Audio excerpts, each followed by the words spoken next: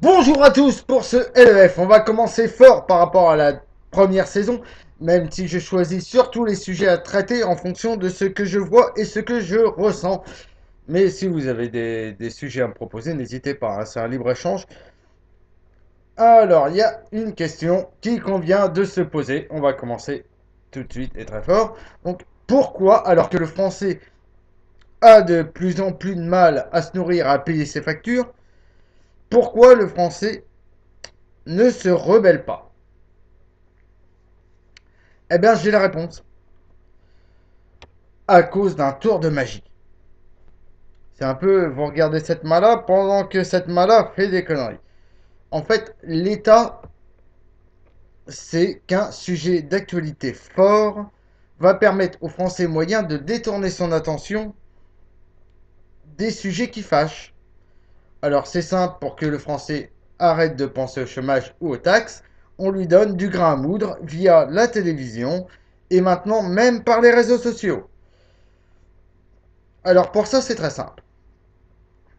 Tout ce qui peut choquer, comme le mariage homosexuel, hein, c'était juste pour vous faire regarder ailleurs. Mais il y a aussi les annonces d'enlèvement, les lois qui ne servent à rien, les sauvetages, les intempéries, bref, tout est bon pour faire penser à autre chose que le fait que la France est dans la merde, et le pire c'est que ça marche.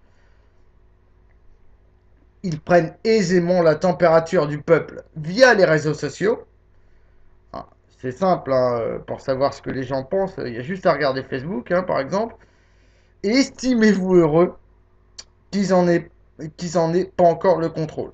Imaginez l'État avec le contrôle des réseaux sociaux, on serait tous foutus. Fini les photos de soirée arrosée et haute joyeuseté, on serait, on aurait des amendes à distance, ça serait balèze. Je vois également sur les réseaux sociaux aussi de la propagande, parce qu'il faut appeler ça comme ça, destinée à faire changer les gens afin de les faire voter pour l'extrême droite aux prochaines élections. En fait, ils veulent concentrer le peuple sur le fait de donner 100 euros à des démunis, peu importe leur foutue religion ou leur origine ethnique, on s'en fout. Donc, on leur donne un peu de sous, et alors? Si on prend ceux qui ont un salaire, hein, les ministres et dirigeants de ce pays, ça se chiffre en milliards. Qu'est-ce qu'on s'en fout de donner 100 euros à un démuni?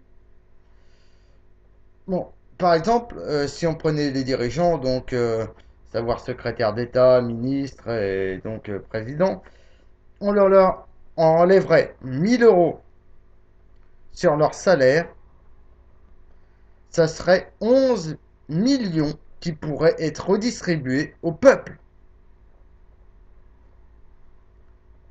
C'est qui les arnaqueurs? Est-ce que c'est les Roms? Non, c'est nos dirigeants, simplement.